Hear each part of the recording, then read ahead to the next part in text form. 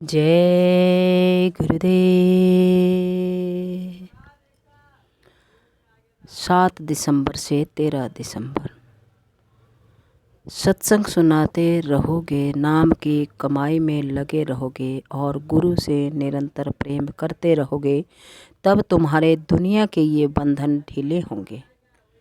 बाबा जय गुरुदेव जी महाराज सुनाते हुए कहा कि यह अच्छी तरह से समझते रहो, विचार करते रहो कि हमारा मन, हमारी आत्मा किन किन चीज़ों में फंसी हुई है, किन किन चीज़ों को ज़्यादा चाहती है और किसके लिए मोहग्रसित है। सत्संग को सुनते रहोगे तो तुम्हारी समझ में ये बातें आएंगी कि अपनी निरख परख कैसे की जाती है।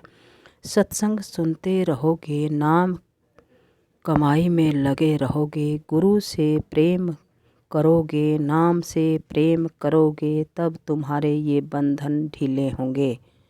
बंधन ढीले होंगे तो अंतर में चलोगे, धुन पकड़ोगे और शब्द को पकड़कर ऊपर निकल चलोगे। ऐसा देश तुम्हारा है। तुम यहाँ कहाँ फंसे हो? यहाँ तुम्हें सब कुछ दे दिया जाए तब भी तुम रोते ही रहोगे, क्योंकि यह स्थान ऐसा है कि कभी पूर्ति नहीं होगी। तुम ऐसे घर में चलो जहाँ परिवर्तन नहीं होता, जहाँ दुख का नामो निशान नहीं है। वहाँ तो अमृत चूता है, जितना चाहो छक कर पियो। ऐसा है तुम्हारा सत देश। दुख तो यहाँ है क्योंकि कोई चीज़ स्थायी नहीं है। आज मिल जाएगी, कल ख़त्म हो जाएगी। मिलने पर खुश हो जाओगे, चली गई तो रोने लगोगे। आने जाने का एक ही रास्ता है, दूसरा कोई नहीं। जितनी जीवात्माएं आई, एक ही रास्ते से आई और आँखों के पीछे मध्य भाग में बिठा दी गई। अब वापस उसी रास्ते से जाएंगी। इसी के लिए गुरु की ज़रूरत होती है। जो पहुंचा हुआ गुरु होगा, वह नाम भेद बताकर तुम्हारी जीवात्मा को जगाएगा, उसकी मदद करेगा, तब ये जीवात्मा जागेगी, शब्द धुन को पकड़ेगी। मालिक का भेद है। यह सत्संग का कार्यक्रम जहाँ भी होता है ऐसे नहीं होता। यह तो कोई आत्मा की दौलत है। मालिक का भेद है, जिसे पाने के लिए लोग आते हैं, ये कुछ लेने आते हैं। इस श्रद्धा का, आस्था का वर्णन कोई नहीं कर सकता। जब परमार्थ का असली सच्चा खजाना मिलता है तो दुनिया खाक हो जाती है। आप सब नर नारी, बच्चे बच्चियां सत्संग में लगे रहोगे तो परमार्थ का खजाना मिल जाएगा। दरवाजे पर रोज बैठते रहोगे, खटखटाते रहोगे तो उस मालिक की दया हो जाएगी। घट का ताला खट से खुल जाएगा। यह नाम खजाना है, अपार धन है, जिसे पाकर यह आत्मा तृप्त होती है। सुमति से खोदोगे तो जल्दी मिल जाएगा। रामायण में लिखा है, मर्मो सज्जन सुमति कुदारे। महापुरुष मिलेंगे, तुम्हें भेद देंगे। सुमति से खोदोगे, वह नाम खजाना खुल जाएगा। वह तो तुम्हारे अंदर है। ये संगत है। यहाँ भिन्न भिन्न तरह के लोग आएंगे।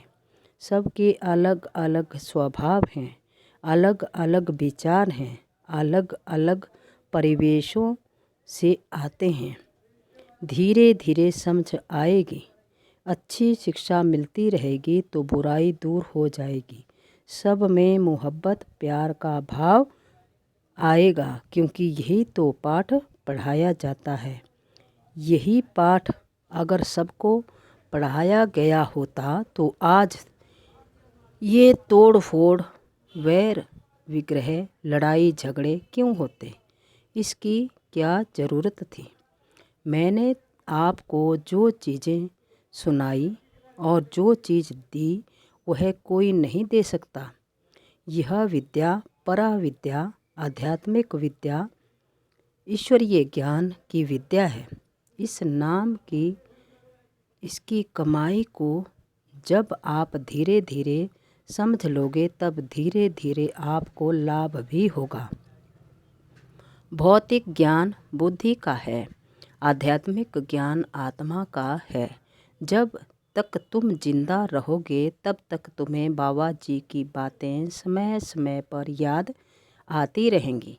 20 वर्ष पहले, 30 वर्ष पहले जिन बच्चों के ऊपर मैंने हाथ रखा था उन्हें आज भी मेरी बातें याद हैं।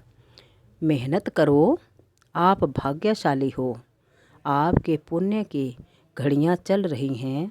आपके हित के लिए बाबा जी तो तुम्हारे लिए लगे ही हुए हैं कि तुम्हारा लोक परलोक दोनों सुधर जाएं, लेकिन एक तरफा काम नहीं होता है। मैं तो मेहनत कर ही रहा हूँ, तुम भी मेहनत करो, कोशिश करो, तब काम बन जाएगा। तुम्हारे घट का जो थाल है उसमें जो मूर्छा लगा है, जो जंग लग गया है, उसे रगड़ा जाएगा तो छूटेगा। वह इतना जम गया है, इतना चिकट हो गया है कि तारकोल उसके आगे कुछ नहीं है। तारकोल तो छूट सकता है, किंतु तुमने जो अपने ऊपर कर्मों की गंदगी जमा कर रखी है वह बिना महात्माओं की कृपा के नहीं छूट सकती। मौत को याद रखो। गुरु की दया से मन पर, जीवात्मा पर दबाव पड़ता है। गुरु की दया से मन पर, जीवात्मा पर दबाव पड़ता है। तब यह मन धीरे धीरे वश में आता है। यह बराबर याद करते रहो कि यह शरीर रूपी मकान खाली करना है। इसे कोई रोक नहीं सकता, ना कोई कुछ कर सकता।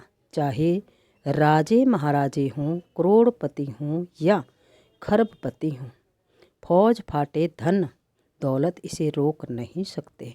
आप हमेशा याद करते रहो कि इसे खाली करना है। इससे तुम्हारा काम जल्दी होगा।